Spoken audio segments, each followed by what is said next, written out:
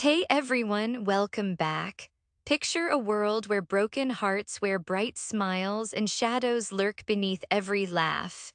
Meet Azalea, an unforgettable oddball with a wild mind and a fearless tongue. Opposite her stands Grey, a tattooed enigma with a dangerous edge that makes her question everything. Their story is raw, unfiltered, and wrapped in moments that sting and sizzle. Buckle up for a journey through cracked souls, sharp words, and a fiery connection you won't forget. Ready to dive in? Let's go. Letter 3DF, Gray Letter 3DFs. The day after landing in Miami, we've settled into our accommodations and have been introduced to the unit we'll support throughout the week. It pisses me off how people look at us just because we're young. If we were incompetent at what we do, there's no way we'd have these jobs. But honestly, what annoys me more is that Azalea is clearly hiding something from me. She's refusing to let me touch her, and she's ignored me entirely for a whole damn week. The girl has no clue that I've thrown away everything I used to do all for her.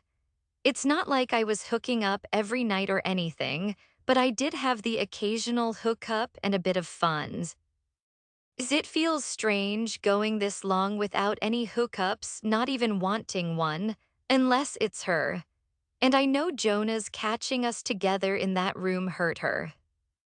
That idiot just had to add another one. Besides Azalea, the only other person who'd been in that room with me was some random girl who followed me into the back. Did we do anything?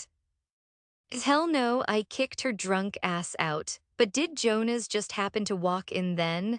Yeah, I'm not a liar. I do want to fall in love with her. Who wouldn't want that? I have zero clue what love feels like.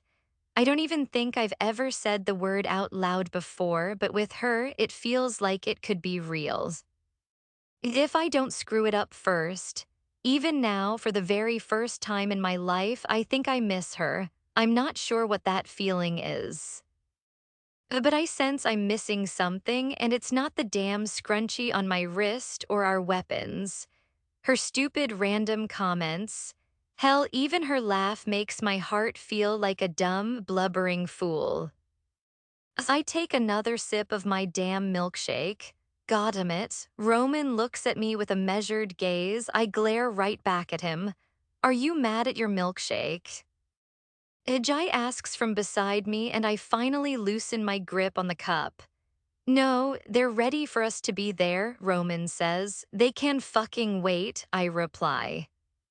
They've already been waiting almost an hour. You've got a long-lasting milkshake, Jai chuckles. I feel my jaw twitch as I stand up. As upon arriving at the unit's HQ, I enter the meeting room and everyone's already there. Jai and Roman follow and take their seats at one of the tables. Joshua Vander, I say, picking up his file. He's been on the run since early last year, I continue, and apparently you fucks can't catch him, which is why we're here. I hold up, a man sitting at the table interrupts suddenly. I scowl at the disturbance.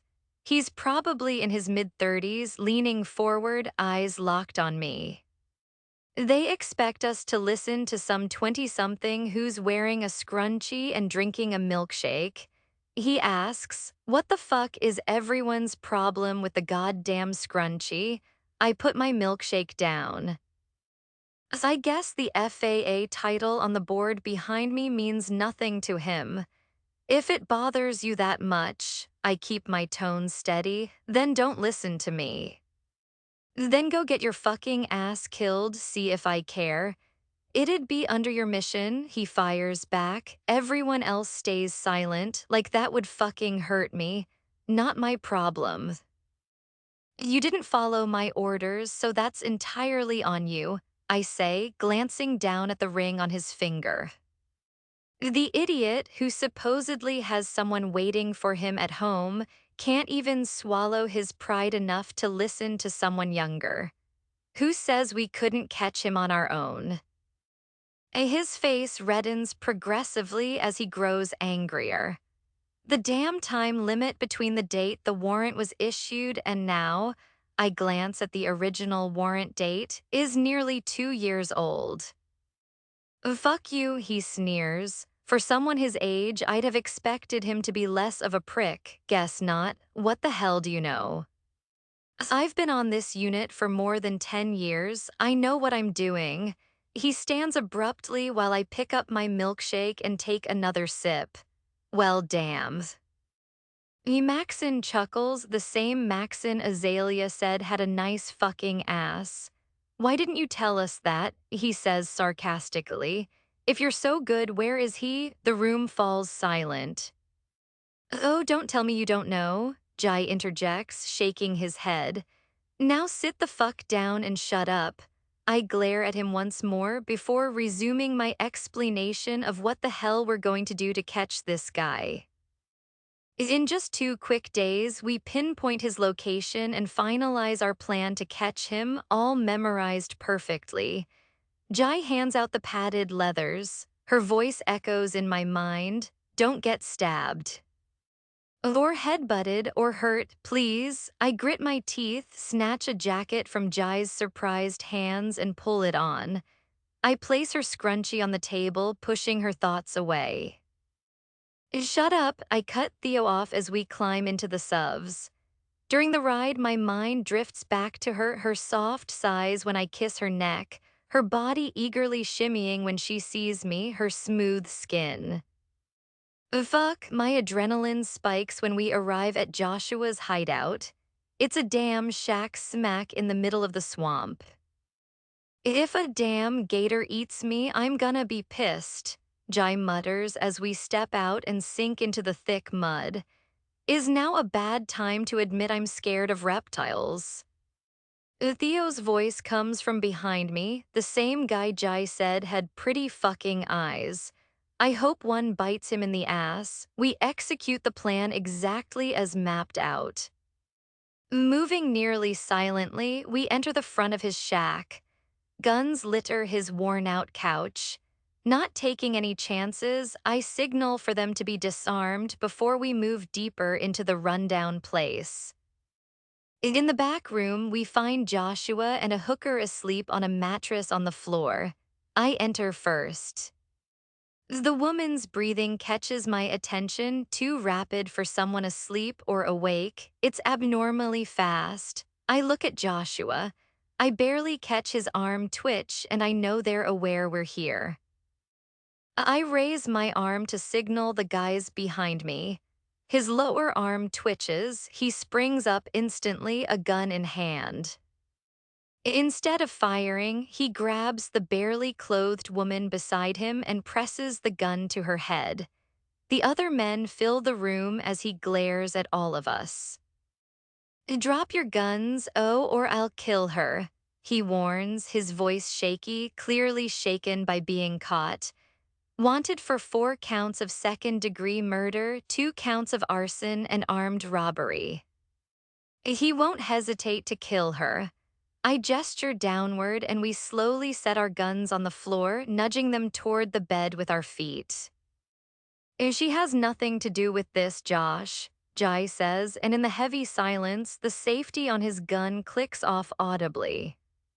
I don't give a fuck, Joshua replies, shaking his head while pressing the barrel deeper into the girl's temple.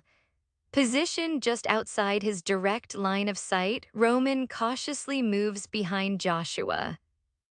His eyes remain locked on me as he pulls another gun from the back of his pants.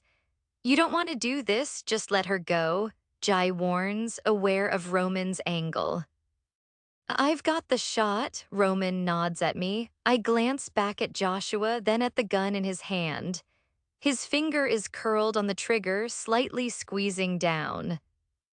I give Roman a quick nod and internally roll my eyes at the mountain of paperwork I'm about to face. The shot rings out. Joshua collapses, still clutching the girl who is now sobbing uncontrollably. My gaze lands on the guy who loved to argue with me earlier. Clean this up. I nod toward the body on the floor. His face falls as a small smirk quirks my lip. We clear out the rundown shack of drugs, weapons, and whatever else, then exit the swamp. We're in Miami, let's party, Maxon groans, climbing into the dark SUV. I'm game, Theo nods, echoed by the rest of the damn crew. They don't have a shitload of paperwork. It's not like I want to party anyway. 5.5 hours later, the completed paperwork lies on the table, staring back at me with the obnoxious idiots in the room. Now we roll, Theo smiles and I scowl at him. As I check the clock, it's already 3:30 a.m. The sooner I crash, the sooner I can go home to Lila. My mind drifts to her sleeping in my bed. Fuck. Maybe a couple of beers will help me think about something else. After 6 beers, I'm a little buzzed, but it doesn't change the fact that I still want to get the hell out. Look, Link slaps my shoulder. You're having a good time, aren't you? The guy Azalea said she loved for his fucking hair. Don't fucking touch me, I glare at the bastard. I slump down on a couch in the VIP section. I think you need a good lay, Link suggests, and I bite back the urge to punch him in the face. I finish my 7th beer and reach for another. Someone sits beside me, my jaw ticks. I turn to my left and see a blonde girl staring right at me. What are you doing all alone? She asks, voice sultry. Her hand slides onto my arm, fingers tracing over my tattoos. I hate being touched. I think I should join you, she whispers, her lip rolling into her mouth. A few months ago, I'd have found her attractive. We probably would have hooked up. Now I see only someone who isn't Azalea. This girl's hair is too dark blonde to be Azalea's. Her eyes are bright blue, not that wild fucking green. The girl next to me is too tall, too leggy to be who I want.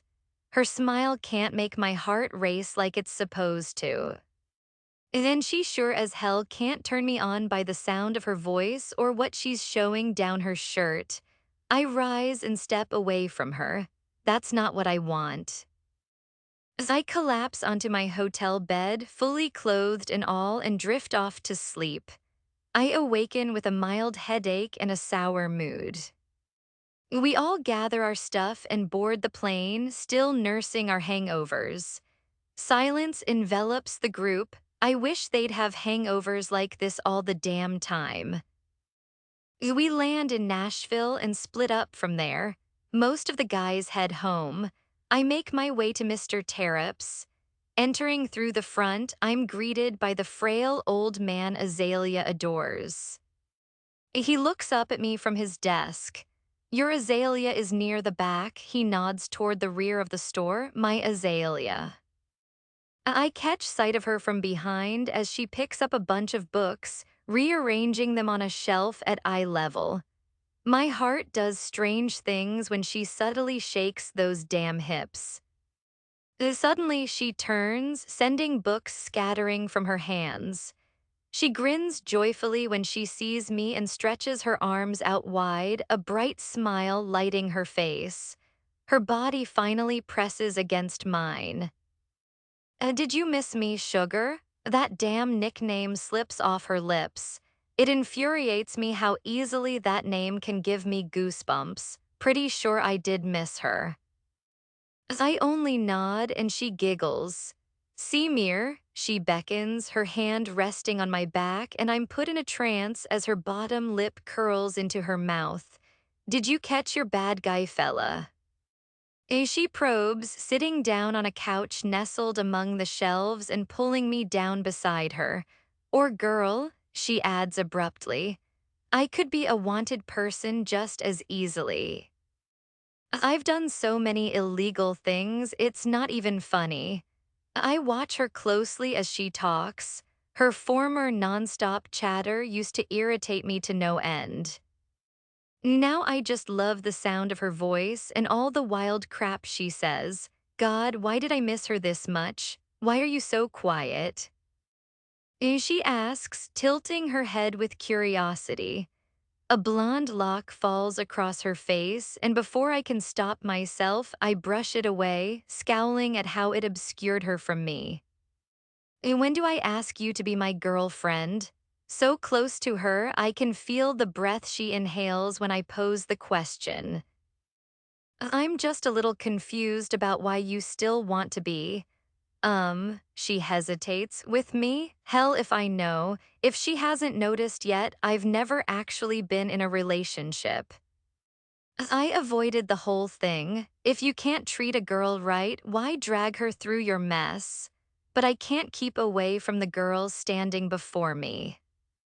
And I pray she's already survived the worst of my shit. I'm learning. I watch how she speaks to me and try hard to mimic the gentleness, except when I'm pissed. I've had my first jealous fit, still haven't gotten over it actually. I'm drawn to her, so fucking drawn to her, and I don't understand why. My hands always need to be on her. I need to see her constantly, and I'm damn happy just hearing her voice. I glance down at my hands resting on the smooth skin of her bare thighs. Whenever you want, she explains. I stay silent. Don't ask me now, she blurts out. I'm a simple child, but I want to be asked without knowing you're going to ask me. You're not a kid, I mutter, right. I missed you, I confess, deliberately omitting the a lot part. Her lips part and a soft gasp escapes. Then her expression shifts into the exact one she wears when she sees Bear. Her hand rests gently on the side of my face, and before my heart can do that stupid thing it does whenever she touches me, she finally speaks. You're so cute. Are you fucking kidding me? Theo's got those damn striking eyes, Maxon's got the perfect ass for her, Link's got that hair she absolutely worships, and what do I have? Oh yeah, I'm just pretty fucking cute. What? Her voice turns playful, which just makes my frown deepen. You don't like being called cute? I can't really say. At least she doesn't think you're ugly, croons Mr. Terrap's grizzled voice as he strolls past, which makes her giggle. So where did you go? Her words barely register as she presses herself against me on the couch. Miami, I grunt. She studies me for a moment, her eyes drinking me in. I think you need a hug, she says softly, leaning forward and wrapping her arms around my neck. I trace the waistband at the back of her shorts before casually sliding my arm beneath her, lifting her up and pulling her onto my lap. She fits perfectly on top of me. My hand glides up the back of her shirt and she exhales softly. I run my fingers down the sexy crease in the middle of her back, keeping my eyes fixed on her, noticing how she stiffens and subtly presses her hips down into mine. Fuck. She leans in a bit closer and I press a kiss to her soft cheek. What are you doing, Azalea? A guy's voice interrupts and she pulls away from me. I scowl. And just giving Grey a hug, she replies plainly. Yeah, while he's feeling you up, the guy says, annoyed, gesturing at my hand still under her shirt. Who the hell does he think he is? Aaron, he's not feeling me up, she rolls her eyes. I was definitely feeling her up a little. I glare at him. She slides off my lap and I glare even harder.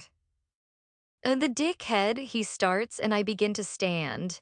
She grabs the back of my shirt, holding me down. Why the hell is her grip so damn strong?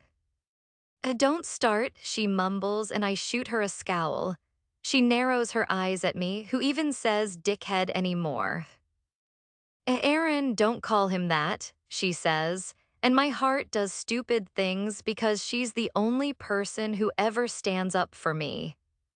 You said he was a dickhead the last time I said he was, Aaron argues. She called me a dickhead. What the fuck? I turn to her. I only said that because that was when you were, she says apologetically. I deserved it. Hell, I still do.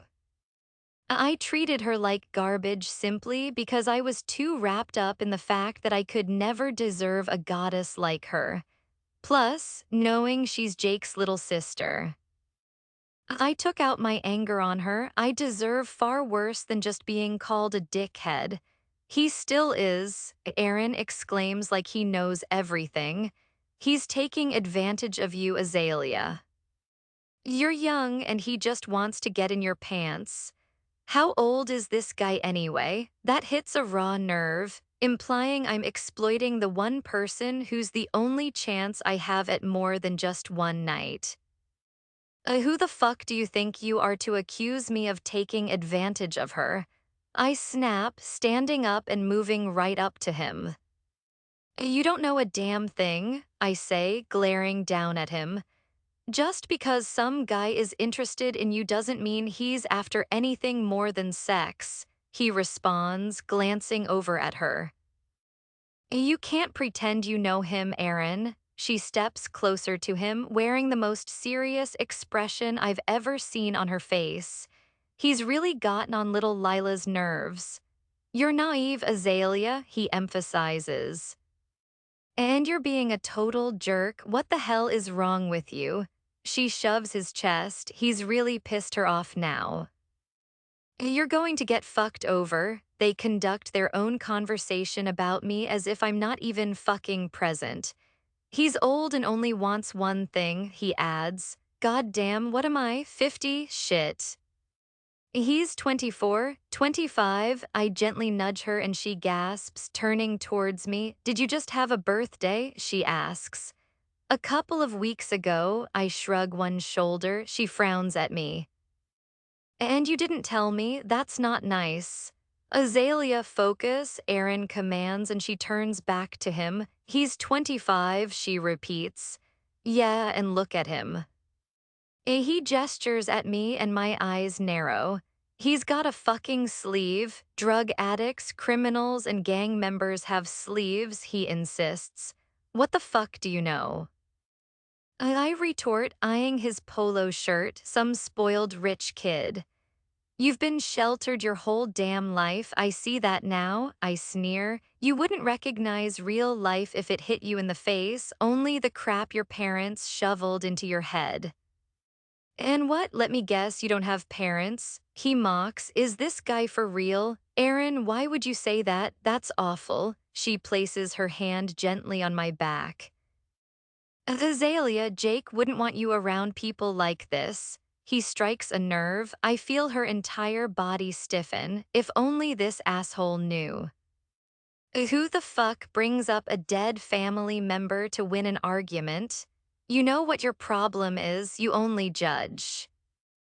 Grey is nothing like you imagine, and don't drag Jake into this to score points against me.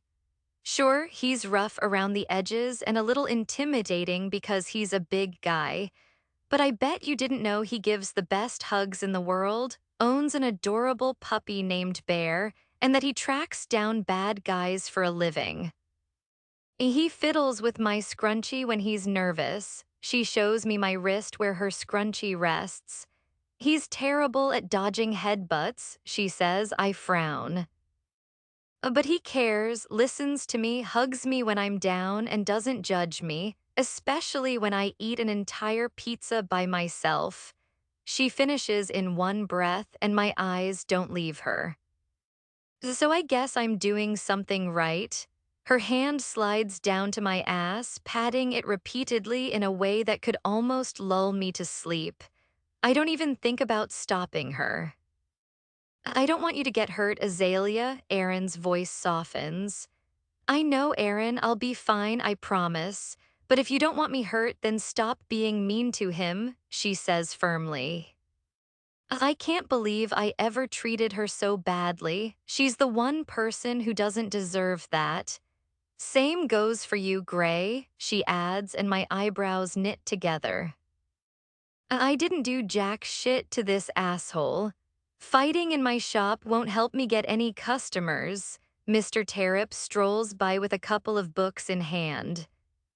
Sorry, she apologizes as he walks away. What are you doing here, Aaron? She asks. I came to see you, Azzy, Aaron replies, stepping forward and slipping an arm around her. The glare shoots back at me full force, accompanied by a fierce urge to punch him square in the fucking face. She lifts her head, smiling up at him. So I'm just fucking sitting here, watching them be all goddamn lovey-dovey with each other. What the fuck? I'm going, I say, moving forward, totally fed the fuck up.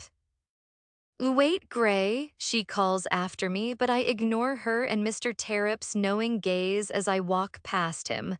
I can handle a headbutt just fucking fine. I've only just realized how many times Gray drops the F-bomb, as some of you have probably noticed, like, seriously a lot. Anyway, thanks for reading. Azalea, I haven't seen you in forever, I say to the kind homeless man I gave money to ages ago. Aaron handed me another $200. I remember you, the man replies with a smile from his spot on the curb. Thanks to that money, I got a new pair of shoes, he says earnestly, and I beam. Well, I've got even more for you, I say as I pull out $100 bill. So what if I need the cash? This guy doesn't even have a home, he deserves it more. I can't accept this, it's too much, he protests, eyes wide. Don't be ridiculous, I say, slipping the bills into his slightly grimy hands, my smile unwavering. Thank you so much, he nods gratefully. I walk away feeling content until I remember where I'm headed, Gray's restaurant. Is it even his place? I'm not sure. He's chosen to ignore me, which hasn't exactly made me happy since it's been 3 whole days. Who on earth am I supposed to talk to? Mr. Terrap and the books. And just who does he think he is, ignoring me like that? I realize I probably taught him the behavior since I did it too, but that was different. This has to end now. If one of us is upset, we need to resolve it, especially when I don't even know why the jerk is mad. I arrive to find the door sporting a closed sign. Like that'll stop me, I push it open and step inside. I'm such a rebel. We're closed, small peepee guy blocks my way. I don't care, I shoot him my best glare just as several guys head to the back. I spot beautiful hair guy and even nice butt guy. Leave, he orders, glaring. Do you want to get got? 'Cause you're about to be, I warn, and he rolls his blue eyes. I'm not afraid of some little girl, he sneers. Oh, but he should be. I'm nuts, he has no idea what I'm capable of. You think you're tough just because you're taller, is that it? I narrow my eyes. You're a little shit, he growls, thinking that'll hurt me. Guess what? He's an even bigger jerk. Suddenly, I sense someone behind me before I can finish my comeback. As a hand grabs the belt loop on the back of my shorts, yanking me backward. I shoot him the I have my eyes on you look, but he doesn't break his glare as he drags me away.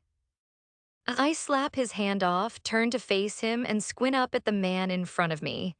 You, I poke his chest, poking again because he feels firm and solid, and I need to have a serious talk. He looks down at me with an unhappy expression like I've done something wrong. Jai chuckles beside us. I shoot him the same glare I'm giving Gray. He stops and I realize just how terrifying I actually am. I'm seriously intimidating. Like, really? Come with me, I say, leading him toward the back like it's my restaurant, not his. The door shuts behind us. Hurry up, I've got to go, he says flatly. I sigh deeply at his attitude. Why are you ignoring me, Gray? At moments like this, I wish his name was short for something longer, so I could use that to show I'm serious. Like if someone's named Joe, you call him Joseph when you mean business. But Gray's name isn't a shortened form of anything, and Graysef just sounds off. Like you have any right to talk about ignoring someone, he grumbles. That was different. I was sick. I didn't want you catching it. I explain, watching as his eyebrows knit and his eyes narrow.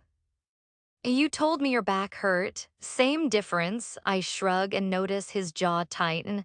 Wait, so you thought your damn back pain was contagious? He mutters. We're not doubting me here, and I'm no scientist, I tell him. Bullshit, he shoots me a sharp glare. We can't keep doing this childish ignoring thing, got it? And it's only going to hurt us, I say, and he scoffs. You fucking started it, he snaps, and I give him a really, look, childish. Well, I'm sorry for starting it, I mock with a childish tone. Childish, he mutters again. This whole situation is immature. What on earth are we doing? Stop, it's over. I cut him off, and his face drops from the stern glare. What? He asks quietly. No more, I say simply. We argued about being childish while acting exactly that time to get serious. And I have to understand why he's ignoring me. I don't want it to be no more. His voice remains soft and my eyebrows draw together, still holding onto childishness. Gray, I'm not playing games with you. I cross my arms. Can this man not be serious for one damn second? He lectures me about being childish for heaven's sake. You can't just say we're done, he protests, and I scoff. So I can end the childish act if I want. Does he not get that I need to know why he ignored me? Hell, I can, I exclaim. We just fucking started this. You can't just leave me, he mumbles, and I furrow my brows before realizing what he means. He thinks we're done. I let out a soft, sad gasp. Though poor thing, no, I draw out softly, stepping toward him. He leans back against the counter. You and I aren't done, I explain, shaking my head. Just this childish crap is not us. And come here, I open my arms and walk to him. We share a hug in our way, and before he lets me go, I press a gentle kiss on his cheek. I didn't mean for it to sound like that, I say softly, and he leans his forehead against mine. I wrap my legs around his waist, hoping I'm not too heavy. He softly takes my hand and places it over his heart. It's racing wildly. You fucking scared me, he murmurs, and my heart sinks with guilt. I'm sorry, I whisper, trailing that hand down his back and rubbing hopefully to soothe him. Everyone appreciates back rubs. I was jealous, that's why I ignored you. Aaron and you look close, he mutters the last part, and realization hits me. You're mine, not his, I blurt out. His eyes lock on me strangely bright. The most breathtaking smile spreads across his lips. A real, genuine smile. I almost tumble from his arms. Gosh, he's absolutely stunning. I'm yours, his lips press against my neck. I pull away only because there's still another girl here. I'm jealous. I never had another girl here, I promise. He notices my hesitation. He's telling me all my fuss was for nothing. Good grief. Okay, I whisper, and his lips find my neck again. A soft sigh escapes me at the sensation. It feels incredible. His hand slides down to my butt and gives it a squeeze. I'll be squeezing that booty of his once he lets me down. He sets me down on the counter. A sound escapes from the back of my throat as I feel his smirk pressed against my neck. He pulls back and rests his hand gently on my cheek. His gaze drops to my lips, making my heart race. Goddamn, I blew up that bathroom. The door leading even further back suddenly bursts open, and a guy walks in, waving his hand to clear the air behind him. Gray lowers his head, sighs deeply, and mutters a curse. I reach up slightly and kiss his forehead, managing to reach it. Oh shit, the guy says, my bad. Reed, get the fuck out, Gray snaps, turning to glare at the man. Reed hurriedly makes his exit into the main room. We can't do shit in here, he grumbles, and I release a breathy laugh. He cups one side of my face and presses a kiss to the other cheek. Pulling away briefly, he kisses it once more. Helping me off the counter, he steadies my landing on my feet. And you can go watch a movie, he says, leading me farther into the back where his office space is. You have to catch a bad guy. I inquire as he opens the door for me. I'll be back soon, he nods, and I smile up at him. He bends down, and my heart flips into my stomach when he kisses my cheek near the corner of my mouth. Be careful, I whisper, still stunned. He returns a small smirk before closing the door behind him. Would he ever find out if I secretly watched Magic Mike on his computer? I couldn't bring myself to watch Magic Mike. Honestly, I was a bit scared. I'd read the reviews beforehand and concluded I wasn't ready to see what people mentioned. So instead, I put on the cartoon version of Hercules. Then came Mulan. After finishing that, I watched The Green Mile and bawled my eyes out. The Green Mile isn't a short film either. When that ended, I realized it had been almost 6 hours since Gray left, and it was already 2 in the morning. I paused my movie marathon, anxiety creeping in. He's a big guy, he'll be fine, right? But what if there are bigger guys out there? Oh gosh, he's okay, but what if he's not? What if someone hit him so hard he passed out, and given his head-butted deficiency problem, it knocked him out cold? He promised he'd be back soon. How soon is soon? Usually I'm good at minding my own business. Yeah, I didn't open any desk drawers or the closet in the room. I stayed where he said I could, even though he never explicitly said I couldn't go elsewhere. But I've seen way too many movies where someone explores and ends up discovering something forbidden or worse, getting caught. There could be moldy cheese hiding somewhere in this restaurant. I shudder at the thought and pull my sweatshirt over my head. Hood up, feeling like a total badass, I settle into his comfy spinning chair and pick one last movie. I choose the most heartbreaking children's film I can think of, Up. Just as I mid-cry, the door swings open and Gray walks in looking unharmed. I let out a relieved breath. His eyebrows furrow when he sees me. You stayed this late, he asks. I was a little worried about you, I admit, wiping beneath my eyes. I watch him come closer. He pulls something from the back of his pants. At first, I think he's scratching his butt, but nope. He places a real firearm down on the table and I slide my chair slightly away from it. Is that real? I ask softly as he removes his jacket. I swallow the saliva pooling in my mouth when his strong arms come into view. He sets the jacket on the chair in front of the desk before bending down toward his foot. Rising back up, he holds another gun in his hand. This guy is seriously going to give me a heart attack. What if the gun accidentally fires while it's strapped to his ankle and he shoots his foot? Then he won't be able to walk or catch the bad guy. It's a lose-lose situation. What could be next? Will he pull a shotgun out of his backside? Or maybe he'll take the knife he keeps in his nostril. He opens the closet I glanced at but never touched, revealing even more guns inside. Thank God I didn't open it earlier, I would have fainted. What took so long? I asked, turning away from the weapons.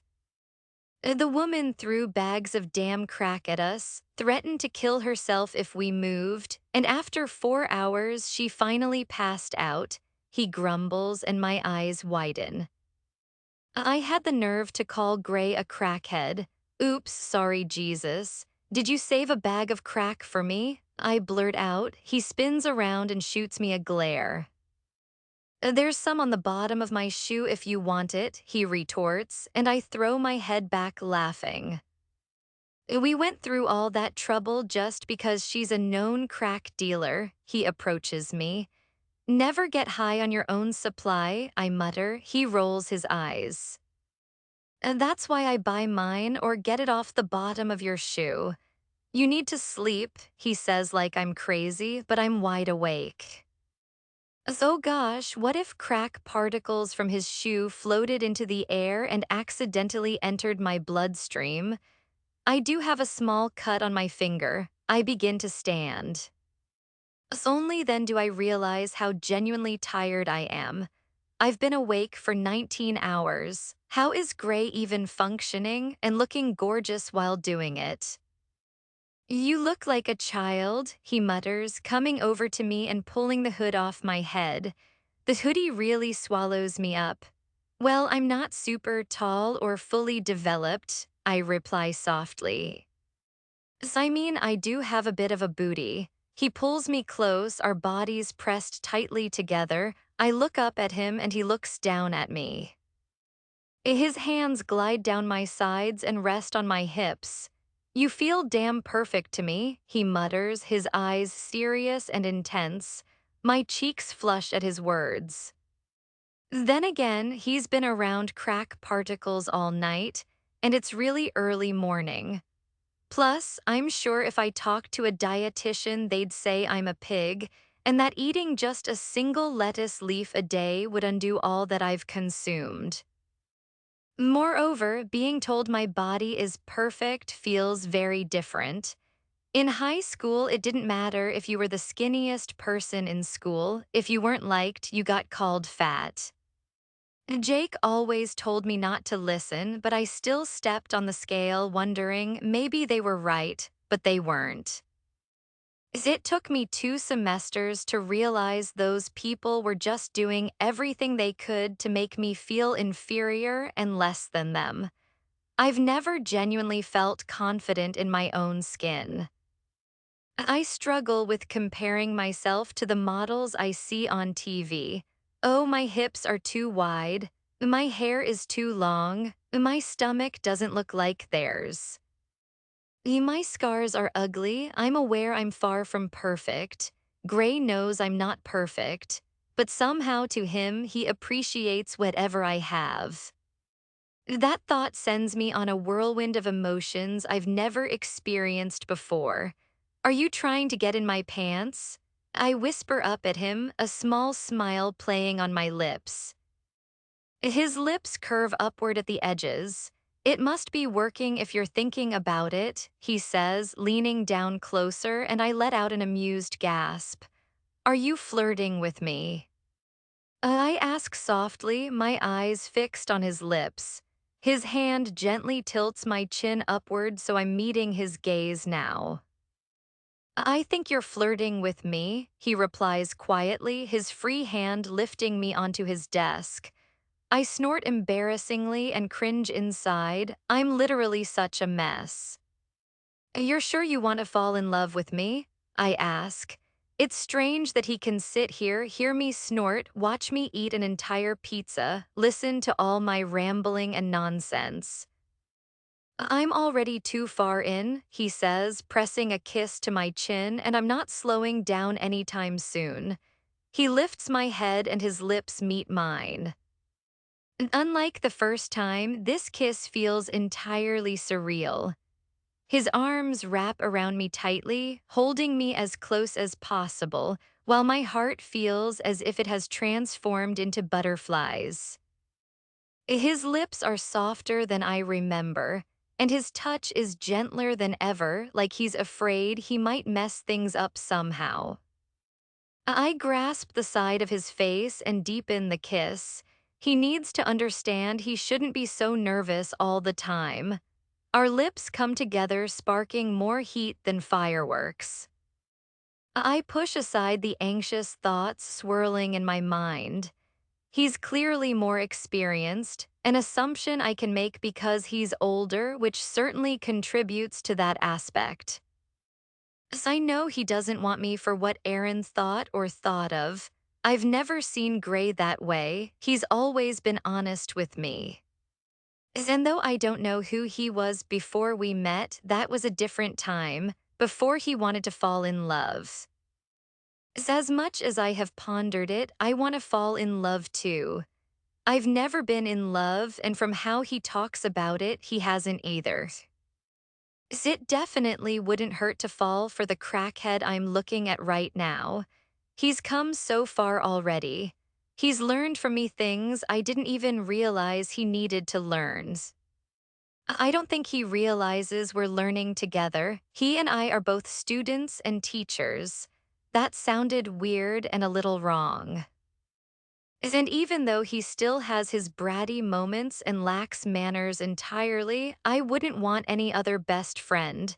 Even though he hates that term for us, he already means so much to me. And considering the kiss happening right now, I'm pretty much lost. These kisses are definitely going to happen, gosh darn it, a lot more often. Diamond, diamond, diamond, diamond, diamond, diamond, diamond, diamond, suit, thank you for reading. Not edited. Word count 3185. As Ashlyn M. Azalea Gray, I groan. Shut up, he replies, and I scoff. You're heavy, I wheeze, attempting to wiggle my body, which is completely pinned beneath his.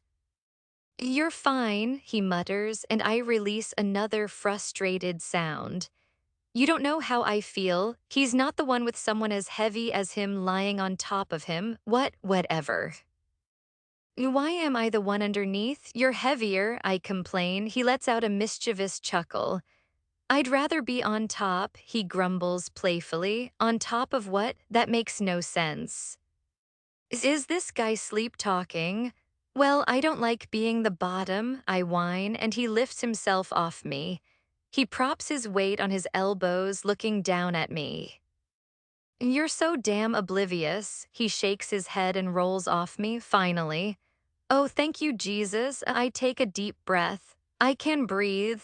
I arch my back, stretching while inhaling deeply.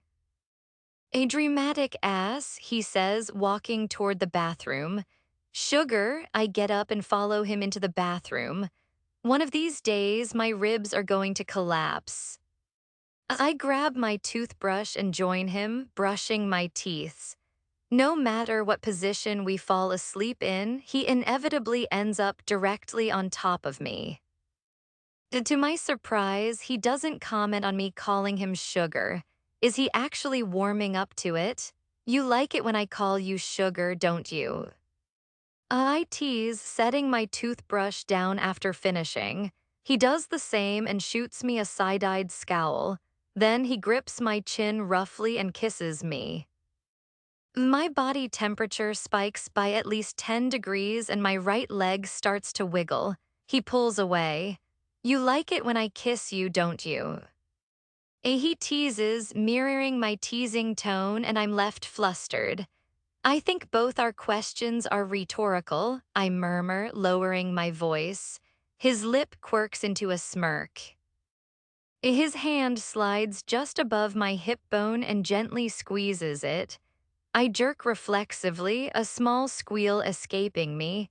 He covers the last half of that squeal with his lips. His arm slips beneath my butt, scooping me up. He deepens the kiss and I pull away, surprised. Whoa, baby, baby steps, I breathe out. Don't rush things, okay? Sorry, I know better, he says, kissing the side of my face. It's just new, right? I get it, it's okay. I reassure him, kissing his cheek the way he did to me earlier. I can still kiss you, he asks, eyes searching mine for a response. A small smile touches my lips. If I can call you sugar, I bite my lip, barely holding back laughter, and slap your butt, I add. Whatever you want, he says, pulling my bottom lip from between my teeth before leaning forward to kiss it. I swear he must be incredibly affectionate without even knowing it. His hands haven't left me all morning. Honestly, I'm not complaining. Pancakes, definitely yes. Am I the best pancake maker in the world? Absolutely. Did I have to make them from scratch because Gray had no pancake mix or anything? Yes. Did that make them any less freaking amazing? Heck no. I kind of have to fend for myself when I get hungry. Mom doesn't cook much anymore, and Dad sure doesn't either. Plus, I'm not exactly rich. I can't just buy food. But I can't starve. My appetite needs to be satisfied because even though I'm not growing, I like to think I am. Semir Bear, I call him over. I feed him one of the smaller pancakes, and he swallows it whole without chewing. After finishing all the pancakes on his plate, Gray gets up and heads to the sink to put his plate away. I saw my opportunity and took it. I leapt from my seat and stealthily approached him CIA style. Pulling my hand back, just like I had promised, I slapped his booty. The action fired me up. I felt as energized as a football player right before kickoff. There was an odd surge of masculinity, making me think my voice might deepen if I spoke. Oh yeah, this is definitely something I'm going to do more often. You liked that way too much, he said, shaking his head as he turned to face me. Is it turned me on, bro? I replied in a deeper tone. Don't call me bro, dude, I tried, eyes narrowing at me. Dog, I smirked. Fella, I loved that one. Suddenly, a dish rag was thrown at my face, my neck was kissed, and my butt cheek got slapped hard enough to sting. It burned like a mother freaker. It hurt like a butt cheek on a stick. I didn't hit you that hard, I exclaimed, removing the rag from my face while wincing at the pain in my butt. I didn't hit you that hard, he rolled his eyes playfully. I twisted my torso and lifted my shorts, looking at the enormous five-star-shaped mark on my butt. Next time I'll be hitting him as hard as I can. I have a 5-star, I declared. Without thinking, I turned around to show him the mark on my cheek. I can't see all of it. You should take off your pants so I can, he offered, and I considered it before realizing he was teasing. I was wearing a unique pair of peach-colored underwear that always rode up my butt, so he was definitely missing out. Did you go to college? I asked, changing the subject as my cheeks tingled. I earned my associate's degree in high school, he grumbled. Jake had done the same. My parents, well, my dad didn't let me do that. He said, never mind. I decided against sharing what Dad had told me. His eyes darkened into a scowl and I winced. I turned back to my seat at the table, shoving pancakes into my mouth. What'd he say to you? He asked, his voice serious. It doesn't matter, I smiled, pretending his words didn't affect me. Azalea, he said sharply, and I sighed. He told me I should leave success to Jake and that I wouldn't do well in college anyway. The worst part, I believed him. If no one liked me in high school and even strangers didn't, college would be no different and harder on top of that, but I wanted to go. After the accident, I missed the end of my school year and even a quarter of the next, busy healing and attending physical therapy. I spent the remainder of my high school year, including summer, catching up and doing everything I needed to graduate with a good GPA to enter college. Then Dad told me I wasn't allowed. It broke my heart. I wanted the experience. Maybe college would have been better for me, but I guess everything happens for a reason. And Jake was really good at sports. I explained more, thinking he might not know Jake's area of success. Azzy, give it a shot, Jake encouraged. As I huffed and shot the basketball toward the hoop, net, or basket, whatever it's called, it bounced off the rim and hit me square in the face. I groaned and dramatically fell to the floor. He barked out a laugh. Is my nose still there? I asked as he helped me up. Try again. I tried about 20 more times, but it didn't work. And it's just not your sport, he shrugged. I don't think there's any sport that fits me. Softball, he asks, tossing Aaron's sister's softball my way. It hits me right on the boob before dropping onto my toe. I let out a dramatic yelp. That's not even soft, I complain, ignoring his amused chuckles. Soccer, he suggests. You really think I could run that much? I reply. He thinks for a moment, then shakes his head. Tennis, he offers. That's a scary sport, I tease. Don't you hear all those grunts and noises on TV? Sports just aren't your thing, he concludes, and I nod in agreement. I simply have no interest. That's okay, he smiles. You know your dad's messed up, right? He asks seriously. I look up at him. I know, I admit quietly. I'm probably going to get in trouble for spending the night here, I confess honestly, and a scowl crosses his face. It's okay, I wave off his concern. Why don't I talk to your dad?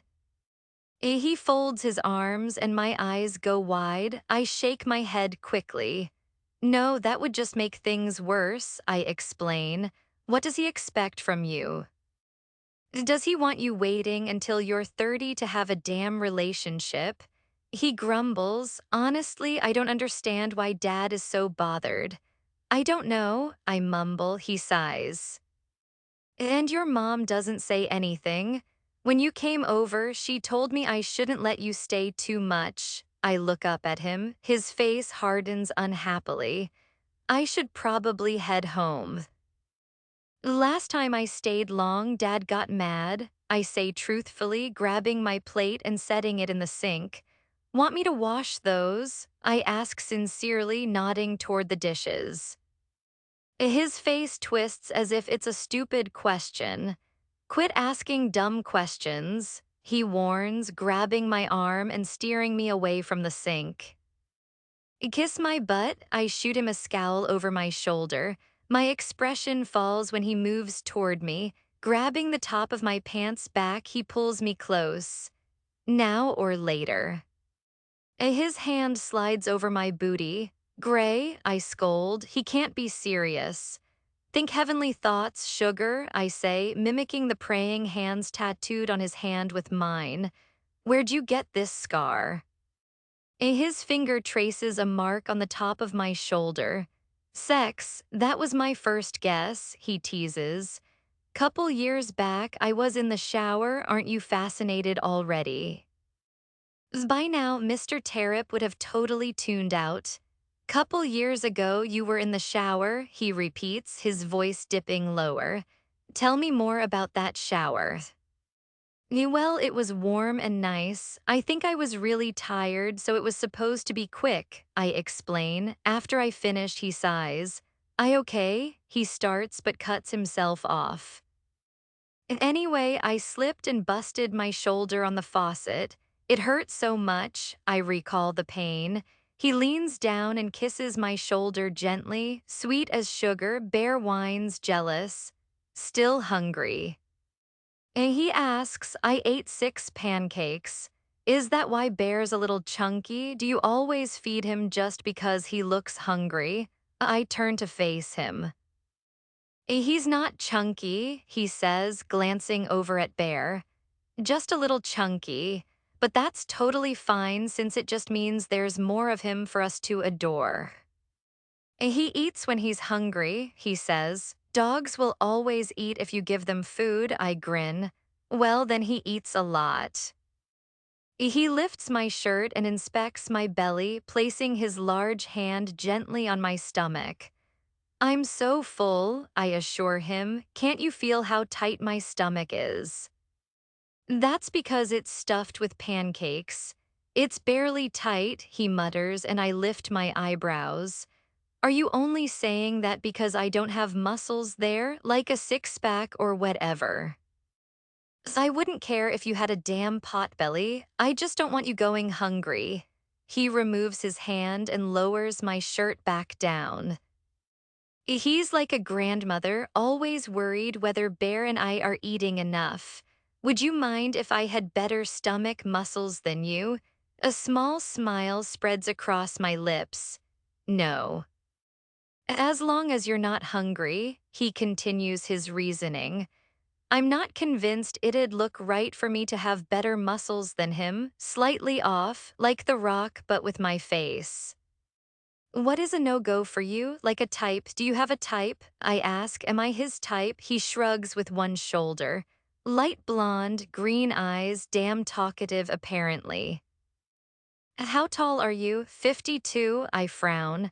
52, he repeats, pretty smile. Cute damn nose, he kisses my nose. Is he talking about me? He's gotta be da Azalea. You think I have a pretty smile? My voice lifts an octave in surprise. He rolls his eyes. Step in front of a mirror once in a while, he grumbles. Normally, that's an insult, but not right now. A thought strikes me and I stop myself from giggling wickedly. I like guys around 55 to 58. I sigh dreamily and catch his face turning unhappy. Blue eyes are a must, and he's gotta be very skinny, like a stick. Oh, light brown hair would be nice, or a bald guy. I describe the opposite of gray. I look up to find his face hardened into a glare. His jaw clenched, shoulders tense. That's not me, he says bluntly. I'm only teasing. I wrap my arms around his strong chest. He stays stiff and I let out a breathy laugh, so tense he won't even hug. Gray, I say, he avoids my eyes. What did we say about ignoring? I remind him. His eyes flick down to me. Come on, I wiggle my finger to coax him closer. No, he grumbles softly. You're my type, I swear. Look, I stretch up as tall as possible and press my lips softly against his. Getting some confidence, huh? He pulls away just slightly. Hush, I tell him. Mr. Tarrip. I call after I've finished returning all the books to their proper spots. What do you think about Gray? I ask the question that's crossed my mind a few times. Of course, I know what I think about Gray, but I want to hear my almost only friend's opinion too. A small smile spreads on his lips. He removes his glasses and looks up at me from where he's seated. He's got a soft spot for you, he says, and as long as he treats you well and doesn't hurt you, I think positively of him. I hold back a smile. Does that make you happy, honey? His grandfatherly smile returns. I really like him, I say, and yes, it does make me happy. I wouldn't want Mr. Tarrip to dislike him. Maybe I don't mean much to Mr. Tarrip, but Gray is important to me. I also wish people could understand that Gray truly is a good guy. Sure, he can be a bit rough and crude, and his manners might be non-existent, but there's a reason I call him Sugar. He worries if I'm eating enough, and his touch is gentler than anyone else's I've felt. Even though he's big, he likes to be held while he sleeps, and gosh darn if that doesn't make my heart flutter. I miss him. When I got home yesterday, thank the Lord Dad wasn't there and I didn't get punished for staying away overnight. But when nothing happened to me, I felt guilty for leaving Gray behind. Maybe he wanted me gone. What if I'm around him too much and he gets tired of me? Then again, he should know I'm not the type to be left without social contact. I'd go even more insane than I am now. I'm going to see him, to heck with it. If he has a problem, I'll tell him to shove his words where the sun doesn't shine, and I'll even smack his butt as hard as he smacked mine yesterday. I'm gonna go grab me a sweet tea, I tell Mr. Tarrip, who simply nods. I exit through the main doors and start my walk. Halfway there, a girl shoots me an "you look." She couldn't have been older than 14. I glance down at my halter-neck swing sundress. I adore sundresses. What's wrong with it? It's baby blue, a pretty shade. I just sigh softly and brush it off. Maybe she didn't like how low the back fell. It only reaches the midpoint of my back, so it isn't too revealing, but maybe she still disliked it. And does that mean Gray won't like it either? Why am I feeling so anxious today? Maybe I've been poisoned. I finally burst into Gray's restaurant. Jai greets me with his always bright, contagious smile. And Gray came in this morning not as moody, he says. Did you have something to do with that? I giggle inside. I tickled his pickle, I blurt out. Can I get a sweet tea? Where is my mind? What? He asks, leaning against the counter with the register, his eyes laughing. I'm kidding, I explain, letting out a strange bark-like laughter. I honestly don't know how to tickle a pickle. But mine gets tickled a lot, not my asterisk pickles, my metaphorical pickle. I don't even have a pickle, yeah. He leaves to fetch my sweet tea, and I pull out my money while he's gone. Here you go, he says, handing it to me gently. I shove the cash at him. Gray told me you're not allowed to pay here, he smirks, I scoff. Tell him this money's from a Fernando, I instruct. He shakes his head, my eyes narrow. How would he even know? I ask, Jonas would probably tell him if he found out, he shrugs. Who's Jonas? The guy you said had a small dick, he smiles, and you know what? I don't doubt he'd rat me out for paying when I wasn't supposed to. Then I'll get my ass beaten, he adds, and my hand flies to my heart. What a jerk Gray is. Look, Jonas is coming. I point to the other side of the room. He turns his head and I sneak the money into his pocket, not a thingy, but a waiter apron thingy. He turns around again and pulls the money from the pocket where I had placed it. You're not very sneaky, he says, holding the cash out to me. Don't lie to me, Jai, I reply with a smile. He chuckles softly. Fine, I'll keep it. He finally relents, and I smile even wider. Gray is in one of the back rooms. He nods toward the employees-only door. I promise I won't tell him I gave you money. I cross my fingers mentally. Don't blab to Gray. Don't blab to Gray, don't. Are you sure? He asks, tilting his head. I consider it. Yes, I respond with a smile. As I head toward the back, convincing myself that I don't need to blurt anything out to feel better. I feel like I'd be a terrible crimer or criminal, whatever it's called. As I'd probably confess before the cops even caught me. I open the door to the first back room at the end of the hallway, which looks like a meeting room. I step inside further, and Gray stands by a table in the corner, holding pictures and documents.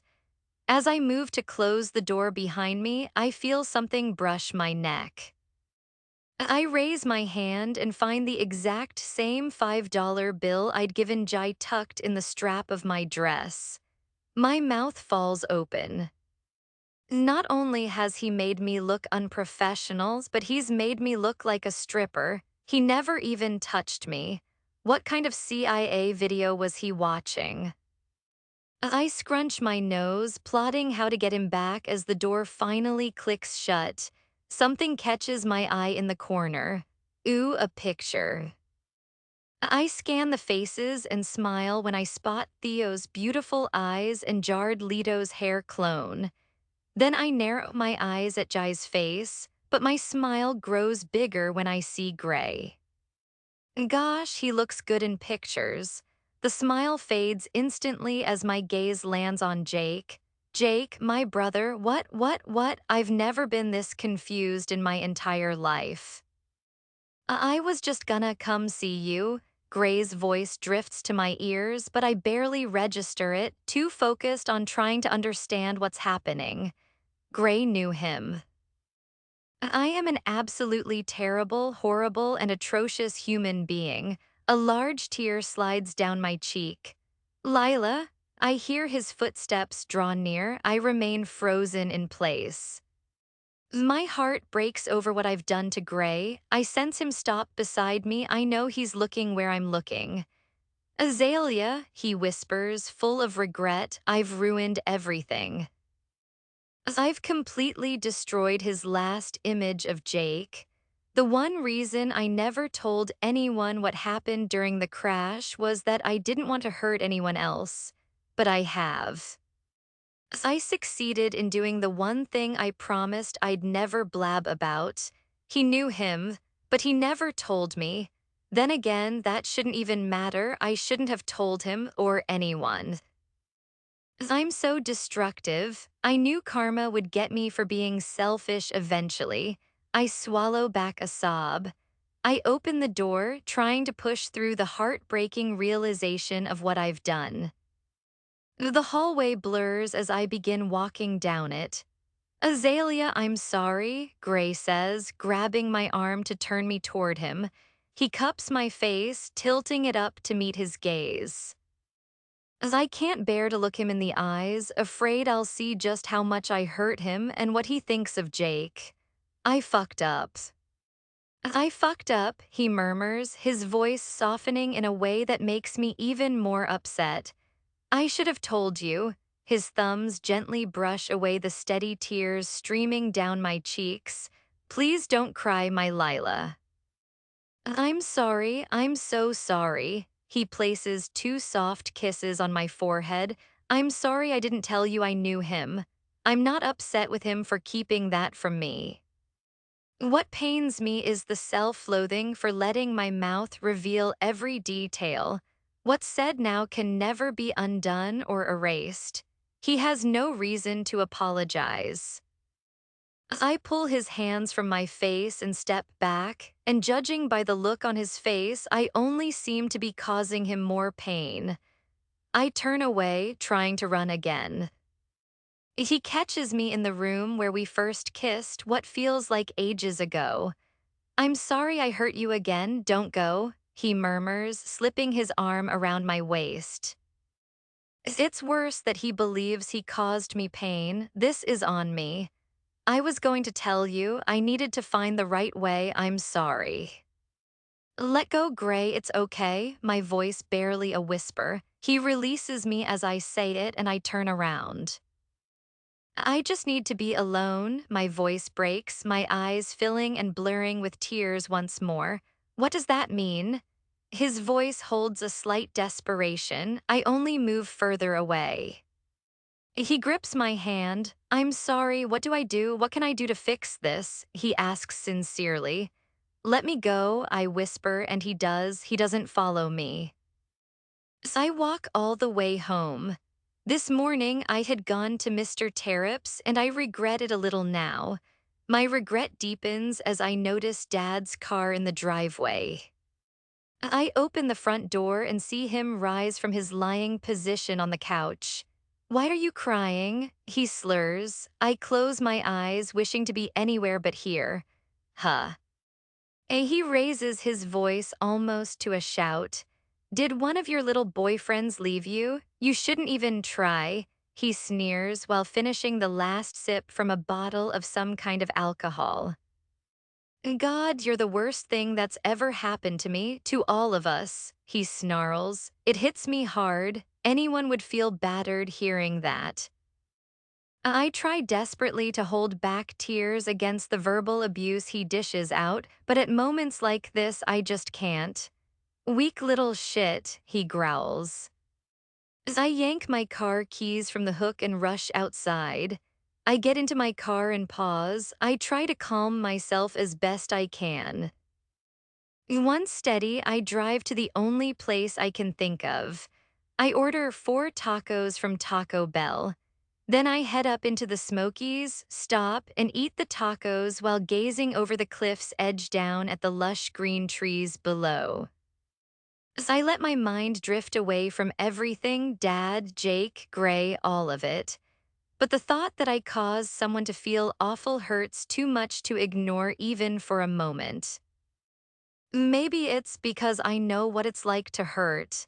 and I wouldn't wish that feeling on anyone, especially Grey. He's one of the few people still on Earth who genuinely makes me smile and brings me joy, and I nearly took away the happiness of my source of happiness. I never want to come close to doing that again. As the sun finally dips beneath the horizon, I figure it's time to get up.